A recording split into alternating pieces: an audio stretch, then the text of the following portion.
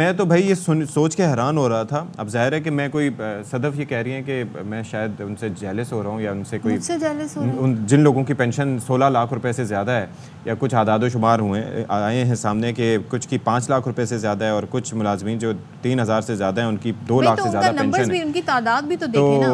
बहरहाल ये क्या मामला क्या है, पेंशन को डिसाइड किस तरह से किया जाता है? और अब तक ये काफ़ी इसके ऊपर गवर्नमेंट्स कंसर्न जाहिर करती रही हैं कि ये पेंशनर्स जो हैं वो एक तरह से बोझ हैं। We have nothing against them क्योंकि ज़ाहिर है उन्होंने मुल्क को सर्व किया होता है, लेकिन ये तरीक़ाकार क्या होता है? बिस्मिल्लाहिर्रहमानिर्रहीम। मैं आपको अशफाक की एक कहानी सुनाता हूँ। 2012-13 की बात है।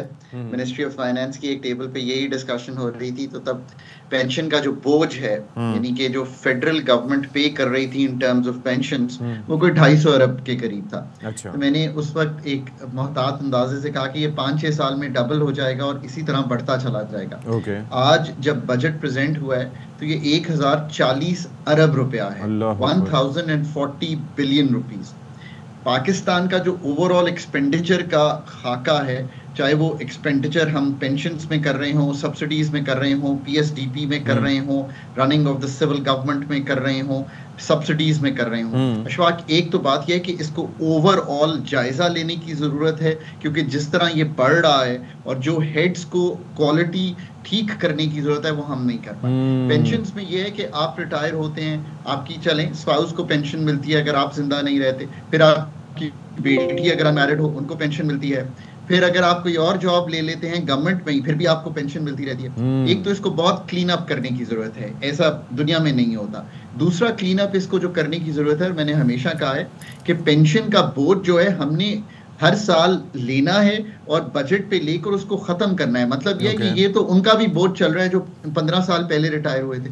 उसका मतलब है जिसको हम कहते हैं पे एज यू गो, यानी कि एक पार्ट ऑफ योर पेंशन जो है एक फंड में डिपॉजिट होता रहता है, वो आपकी सवाबदीद है। आप मार्केट में इन्वेस्ट करें, नेशनल सेविंग स्कीम्स में इन्वेस्ट करें, बैंक में रख के इन्वेस्ट करें। सो वो जो बोझ है वो सरकार से कम करना है। इसको हम कम इमीडिएटली तो नहीं कर सकते क्योंकि नए एम्प्लॉइज भी आते रहेंगे। असल बात तो जहां मुल्क खड़ा हुआ है, आज आपको नई एम्प्लॉयमेंट बैन कर देनी चाहिए सरकार में। अच्छा। इतना बोझ है इस वक्त। लेकिन डॉक्टर साहब एक चीज है इसके अंदर, let's not hurt the feelings, because जो लोग वहां पर काम कर रहे होते हैं गवर्नमेंट सेक्टर में, उनके जाने का, उनकी तैयारी का, बचपन से लेके एक गवर्नमेंट जॉब का कहा जाता है कि जाहिर है कि उसकी ज़िंदगी समझ आएगी। वो इसीलिए होती है कि जॉब सिक्योरिटी होती है नंबर 1, आगे जाके फिर रिटायरमेंट के बाद ये एक बड़ा कंसर्न होता है। प्राइवेट सेक्टर में बड़ा कंसर्न होता है कि जी रिटायरमेंट के बाद आपने क्या करना है। तो जो लोग मेहनत से गवर्नमेंट सेक्टर में जॉब हासिल कर पाते हैं तो उनको एक सुकून और सहूलत होती है कि आगे भी जो है उनके लिए आसानियाँ रहेंगी।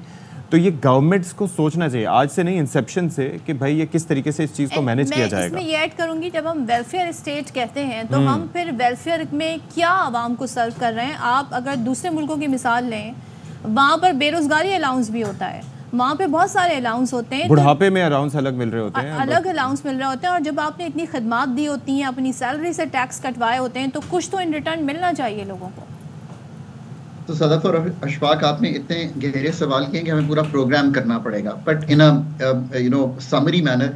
देखिए, एक तो बात यह है कि जो इस वक्त एम्प्लॉइज हैं उनकी तो पेंशन डिस्टर्ब नहीं की जा सकती बिकॉज वो तो स्टेट के साथ एक कॉन्ट्रैक्ट है। ठीक है। अब जो नए आने वाले हैं उनको ये साथ किया जा सकता है कि लेट्स से कि 10% of what there salary is can be deposited. Partly government पे कर सकती है, पार्टली वो खुद पे करेंगे। दुनिया में ऐसे होता है, और वो एक फंड में चली जाएगी। दैट मीन्स कि उनको इसका जब लंप सम मिलेगा तो it will be far greater than the pension. मैं आपको एक मिसाल देता हूँ। सारी जिंदगी एक गाड़ी इस्तेमाल करता है सरकारी मुलाजिम। आप ये सोचिए कि इन द एंड वो गाड़ी उसको नहीं मिलती, वो गाड़ी तो वापस हो जाती है सरकार को, और गाड़ी का एक्सपेंडिचर भी ज्यादा होता है। फिर जिस तरह उसको इस्तेमाल किया आप जाता है। आप यही सोचिए कि वो उस शख्स को हम गाड़ी की बजाय 50,000 रुपया महीना देना शुरू कर देंगे, चाहे आप गाड़ी लीज कर ले, छोटे स्केल पे सुजुकी, बड़े स्केल पे Corolla. This is exactly what I did in the government. हमने एक मोनेटाइज कर दिया।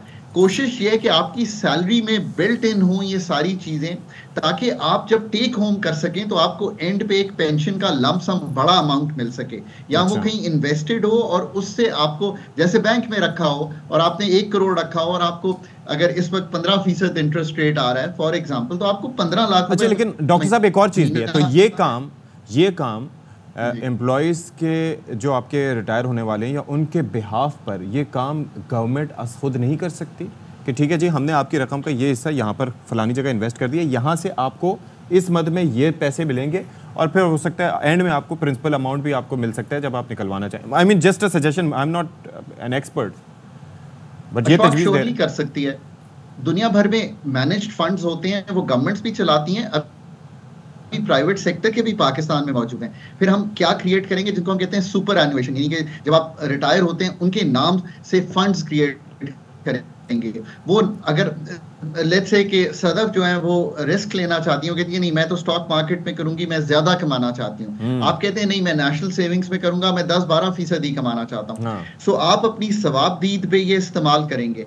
मैंने चूंकि ऑस्ट्रेलिया में काम किया है और ऑस्ट्रेलिया का जो सुपर एनुएशन यानी कि रिटायरमेंट सिस्टम है is one of the best in the world. वो इस तरह के कई फंड्स हैं, जैसे एक बैलेंस्ड ऑप्शन है, एक ग्रोथ ऑप्शन है, एक सेफ ऑप्शन है।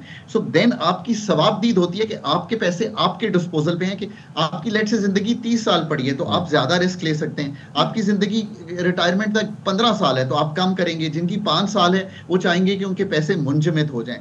सो ये पूरा जिसे आप कहेंगे एक्चुअरीज जो ये काम करते हैं दुनिया में, उन्होंने बैठ के एक निजाम तरतीब देना है जिससे पेंशन लेने वाला भी और देने वाला दोनों जो हैं बेहतर हो सकते। अच्छा डॉक्टर साहब, ये फार्मूला ज़रा समझा दें क्योंकि काफ़ी कंसर्न होंगे पेंशनर्स, जिसमें बताया जा रहा है कि जी जो पेंशन ली जा रही है 2 साल पहले की जो उनकी तनख्वाह थी उसका 70% दिया जाएगा। ये तो बेहतर ही है इन द सेंस कि ये रिफॉर्म तो हम करते रहते हैं। ये तो उनके लिए है जो इस वक्त सिस्टम में है कि उनकी जो पेंशन है उसको कैसे टाई अप करना है। So that will make them you know better off it. I don't think it will make them worse off, that's fine. But असल जो रिफॉर्म है वो ये है कि कैसे पेंशन का बोझ सरकार ने देना है, पार्टली उसको पार्टली अपनी बुक से उठाकर प्राइवेट सेक्टर इन्वेस्टमेंट्स में लेकर जाना है। इससे देखें कि कितने पैसे भी होंगे जिससे प्राइवेट सेक्टर बेहतर होगा, नए फंड्स आएंगे मार्केट में। अभी तो सरकार ने सारा बोझ उठाया हुआ है। ये 1040 अगर इस तरह बढ़ता रहा तो ये ऐसे हो जाएगा कि पेंशन ज्यादा होगी बड़ी और हमारे पास बोझ आवाम पे भी अब ट्रांसफर कर दिया है टैक्सेस की सूरत में डॉक्टर साहब। और यहाँ तो प्रमोशन ही बिल्कुल जब आप रिटायरमेंट की एज पे पहुँचते हैं ना तब जाके आपका प्रमोशन होता है, सैलरी इंक्रीज होती है। वो भी 2 साल पहले की उस पर अगर आपको पेंशन मिलेगी तो पेंशन के हाथ में आएगा क्या? तो बहरहाल बहुत शुक्रिया डॉक्टर खाकान नजीब साहब। तजावीज़ आपकी बहुत अच्छी हैं, लेकिन आपने सही कहा कि इसके ऊपर सिर्फ एक सेगमेंट नहीं पूरा प्रोग्राम होने की ज़रूरत है ताकि एक अंडरस्टैंडिंग बेहतर तरीके पे आ सके। लेकिन भाई बात यह है कि we are not here to hurt someone's feelings. जाहिर है कि गवर्नमेंट सेक्टर में बड़े हम डिसीजन नहीं ले रहे हैं, लेकिन बात यह है कि कौमी ख़जाने पे अगर एक चीज़ है तो उसको गवर्नमेंट का काम ये है कि वो लोगों की फलाह के लिए काम करे और सोचे कि किस तरीके से इन फंड्स को मैनेज किया जा सकता है। 1000 तरीके चीज़ों को मैनेज करने के। ये इस पर सब ने सर जोड़ लिया।